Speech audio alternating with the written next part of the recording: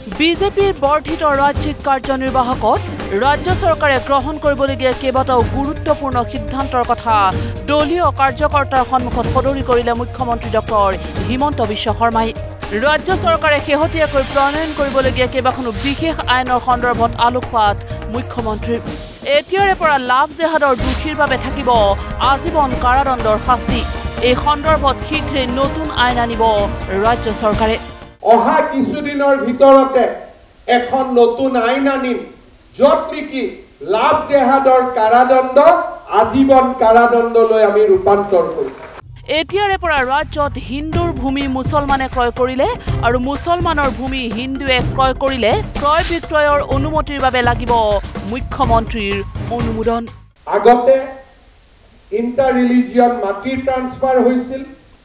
হিন্দুৰ মাটি মুছলমানে কিনিছিল, মুছলমানৰ মাটি হিন্দুৱে কিনিছিল। কিনা বেচাত আমি বাধা দিব নোৱাৰো, কিন্তু অসম চৰকাৰে নতুনকৈ সিদ্ধান্ত লৈছে যে এজন হিন্দুৰ মাটি মুছলমানে কিনিবৰ বাবে আৰু এজন মুছলমানৰ মাটি হিন্দুৱে কিনিবৰ বাবে মুখ্যমন্ত্ৰীৰ অনুমোদন লোৱাৰ পিছতহে লেণ্ড সেল পাৰ্মিশ্যন হ'ব পাৰিব। মুখ্যমন্ত্ৰীৰ অনুমোদন লোৱাৰ পিছতহে লেণ্ড সেল পাৰ্মিশ্যন ল'ব পাৰিব।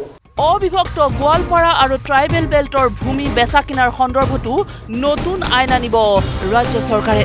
কোনো বিশেষ সম্প্ৰদায়ে যাতে অবিভক্ত গোৱালপাৰাৰ লোকৰ ভূমি ক্ৰয় কৰিব নোৱাৰে সেই সন্দৰ্ভতো বিবেচনা কৰিব চৰকাৰে।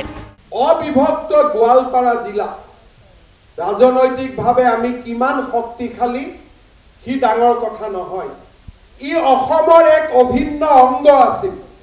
কোচ ৰাজবংশী সমাজখনৰ বাবে অবিভক্ত গোৱালপাৰা জিলাৰ এক বিশাল মহত্ব আছে।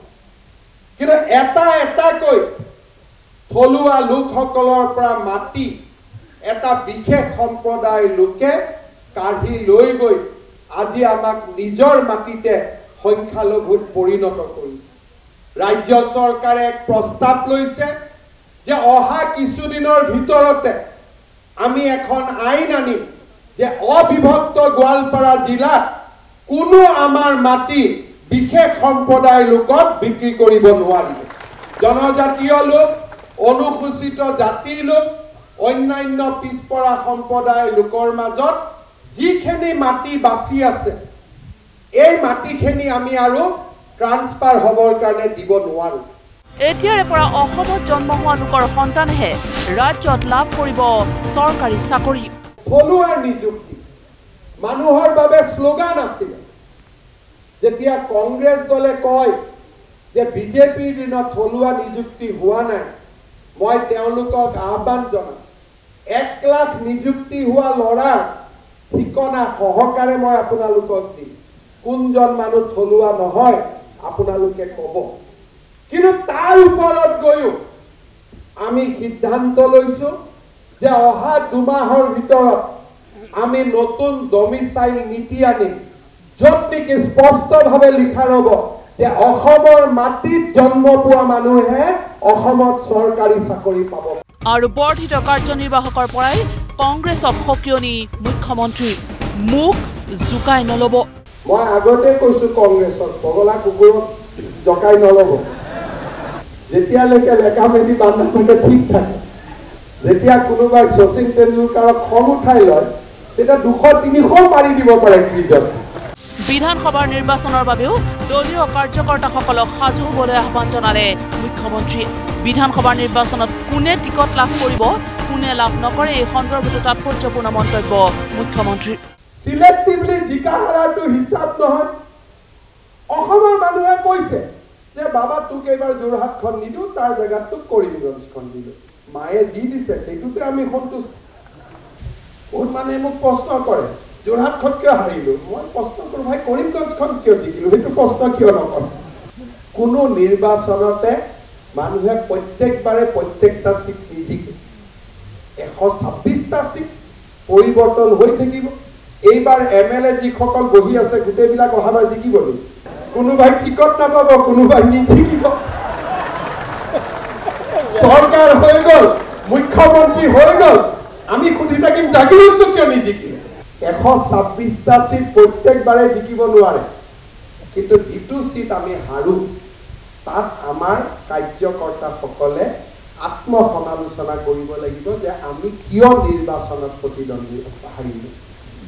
যেতিয়া কাৰ্যকৰ্তাসকলে আত্মসমালোচনা কৰিব, ৰাইজে আমাক প্ৰতিপালন কৰিব। আনহাতে ৰাষ্ট্ৰীয় স্বয়ংসেৱক সংঘৰ আন্দোলন ৰাজীৱ ভৱনলৈ যদি সম্প্ৰসাৰিত হয়, তাতকৈ আৰু ভাল কথা একোৱে হ'ব নোৱাৰে বুলিও বিশেষ মন্তব্য কৰিলে মুখ্যমন্ত্ৰীগৰাকীয়ে। নতুন আৰু পুৰণাৰ কথা ওলাই দুই এজন আমাৰ বন্ধু কংগ্ৰেছ দলত যোগদান কৰিছে। মই ভাল পাইছোঁ। ৰাষ্ট্ৰীয় স্বয়ংসেৱক সংঘৰ আন্দোলন ৰাজীৱ ভৱনলৈ বিস্তাৰিত হওক, তাক মই নিশ্চয় কামনা কৰিম। কাৰণ আমাৰ কামেই হৈছে সমাজৰ প্ৰতিটো পৰ্যায়তে বিস্তাৰ কৰা। যদি আমাৰ সংঘৰ স্বয়ংসেৱক এজন অহাকালি ৰাজীৱ ভৱনত গৈ যদি সিংহৰ দৰে আৰ্তনাদ কৰিব পাৰে, আমাতকৈ সুখী কোনেও হ'ব নোৱাৰে। আমাতকৈ সুখী কোনেও হ'ব নোৱাৰে।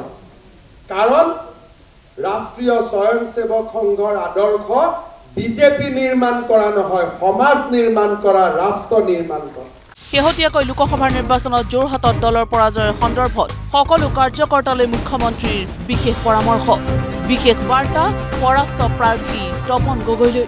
5 বছৰ কিয় হাৰিলো? মানুহে আমাক ভোট নিদিলে, মানুহৰ ওপৰত খং উঠিলে, কাম নকৰো। সি ৰাজনীতিকৰ পৰিচয় নহয়। মই তপন গগৈক অনুৰোধ কৰিম যে যোৰহাটৰ সংসদজনক যোৰহাটত যিমান দেখে, তাতকৈ যোৰহাটৰ প্ৰাক্তন সংসদজনক মানুহে বেছি ওচৰত পাব লাগিব। আৰু সেয়ে হৈছে ভাৰতীয় জনতা পাৰ্টীৰ ধৰ্ম, আৰু সেয়ে হৈছে ভাৰতীয় জনতা পাৰ্টী। পৰাজয় আৰু জয়ে আমাক প্ৰভাৱ নেপেলায়। আমি আজিয়ে প্ৰতিজ্ঞা কৰিছো 2024 চনৰ পৰাজয় আমি 2029ৰ ভব্য বিজয়লৈ আমি ৰূপান্তৰ কৰিম। বৰ্ধিত কাৰ্যনিৰ্বাহকত এনেদৰেই মুখ্যমন্ত্ৰী ডক্টৰ হিমন্ত বিশ্ব শৰ্মাই দিলে এই উদ্দাত্ত ভাষণ। কেমেৰা পাৰ্চন কানু টাইডৰ সৈতে মনোৰঞ্জন দত্ত, নিউজ লাইভ, গুৱাহাটী।